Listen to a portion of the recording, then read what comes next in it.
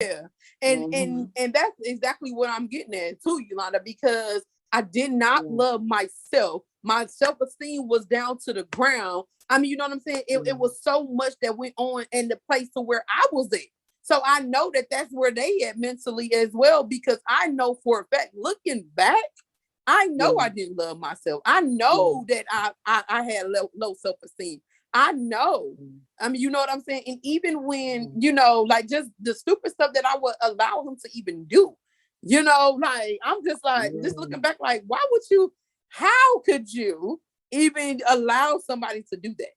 And you was just okay with it? It's crazy. It's crazy. And but God. oh, you better say it. And it's not just men though. It's how you allowing people to treat you, period. You know what I'm saying? Your siblings, your family, your friends, how are you not allowing them to treat you too? Because that can be identity crisis as well. That, I mean, they can make your self-esteem low, or you can act and as such with them too. So it's the same thing. It's the same thing. So it's just crazy how that can happen, and you just really feel like that you just being normal or living a normal life in, because your mind is not together. So when we don't strengthen our mind, nothing else is going to be strengthened at all, because it starts with our mind. So what do you think of you? How do you see you? Right.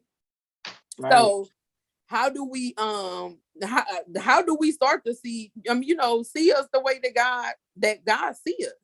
And how do we start to develop that self-love? Number one, we already know that God said that we have to love him first, right? So that's what we have, that's what we learned about last week. So it's, love God wholeheartedly. Love him with your heart, your mind, your soul, your everything. So love God, right? And then too, like even up in Matthew 6:33, it tells us to first seek ye first, and then everything will be added on to you. So even to learn how to love us correctly, we have to first love God correctly, right? So that's the trick, because people be like, oh well, I'm gonna work on me and I'm gonna do this about me, and then me. No, baby, you have to know God. You have to get to know God. You have to love God. I don't care, like, because people can do all the praying, all the listening to sermons, all the motivational speeches, all the going to church, all the Zooms you want to do. If you're not building your relationship with God, you are failing altogether.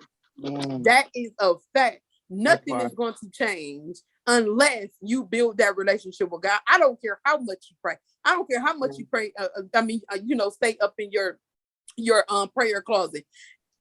Is your heart in that prayer? Are you listening for God's voice? Are you praying intentionally? Because I struggle with this. I was just on my homegirl Regina Zoom, and I was telling them how we'll pray, but God said, make sure that you have no unforgiveness in your heart when you pray to me. Make sure that your heart is pure when you're praying to me. So we can be trying to do the right things, but not doing the right things, right? And how do we know the right things? It's in his word. This is in the Bible. So he tells us how to do it. And I was convicted by that, because I'll pray just anywhere. And don't get me wrong, because a lot of people take this like, dang, we can't pray anywhere. No, you are able to pray anywhere. You can't do it at any time. But when you get in your prayer closet, everything else should be shutting off. It should be you and God at that moment. It shouldn't be I'm thinking about something else. I'm thinking about my next move. I'm thinking about how I'm gonna get that next dollar. I'm thinking about my baby daddy, my boyfriend. No, it should be you and God. That's it. And because God talks, he talks in numerous ways. We just talk to him with prayer. So he talks in multiple ways back to you. But if we're not looking out for how he's speaking to us, then how are we going to know he's speaking? If we're not reading his word and opening his word, then how are we going to know we're speaking? So if two people are not conversing, how are we building a relationship? Right? So that's what I mean about you. Like, you can pray all you want. No, you have to be in a relationship with God to pray. Right? And that may take time. Don't get me wrong, because some people may be on they just started their journey. It takes time to get there, because I just told y'all I was just convicted of that. So, and I've been on my walk for a little minute, and I was just convicted of that. Still a work in progress. We all are. Yeah. We still a work in progress. Yeah. We still a work in progress. So, but I just want people to know that, reading books and motivational speeches and sermons and all that is not going to do the job by just doing that. Now it'll change something up there. Don't get me wrong, but you have to build that relationship with God. That's number one.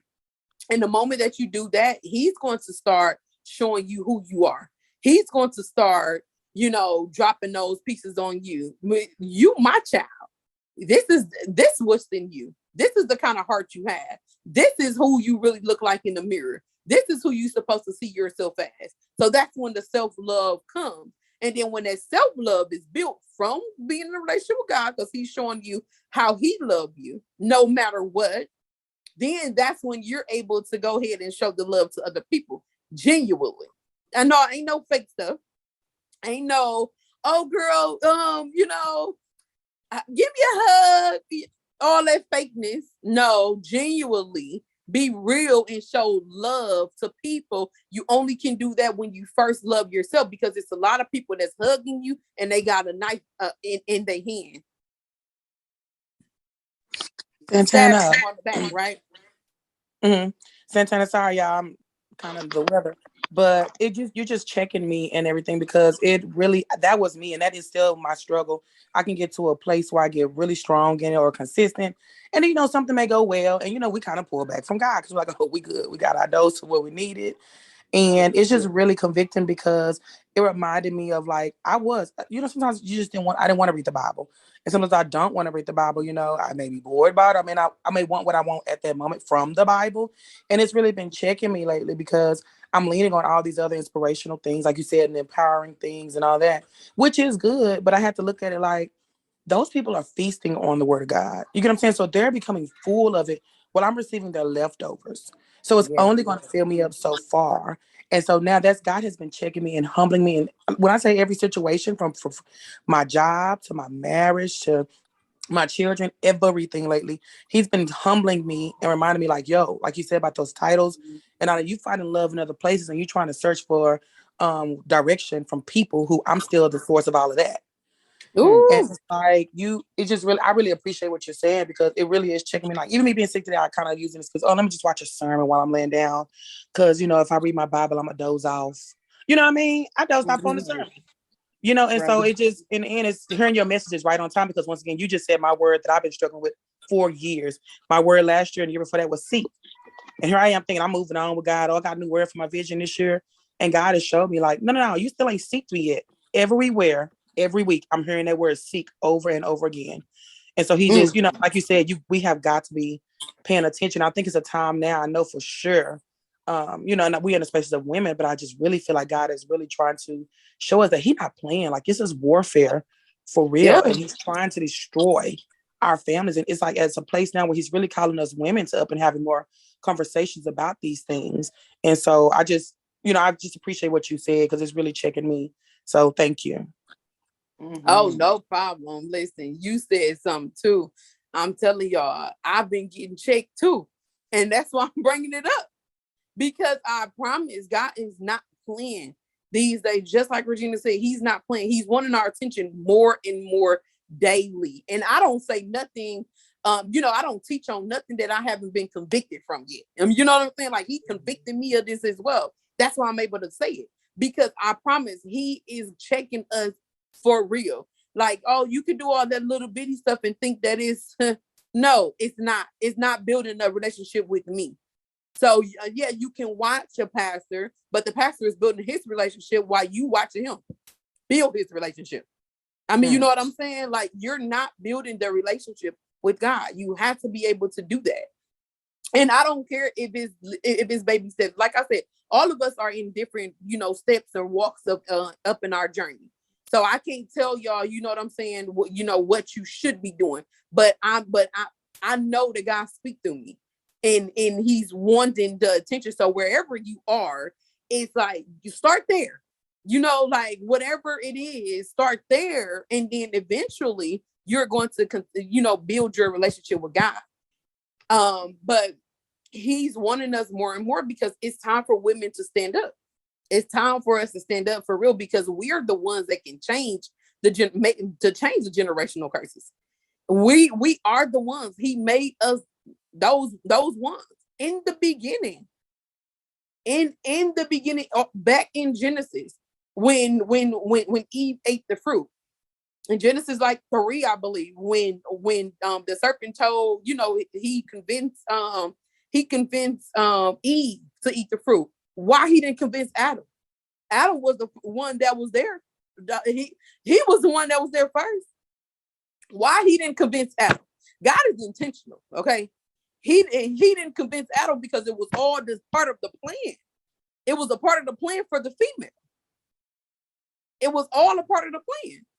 And he said, I'm gonna make enmity between you and the serpent. This is him talking. This is God talking to the female. I'm gonna make enmity between you and the serpent. You gonna bruise her heel, but she gonna bruise your head. Period. He didn't say that to Adam. He said that to Eve. Why? Because it was intentionally designed for women to crush heads. Why are we not crushing heads?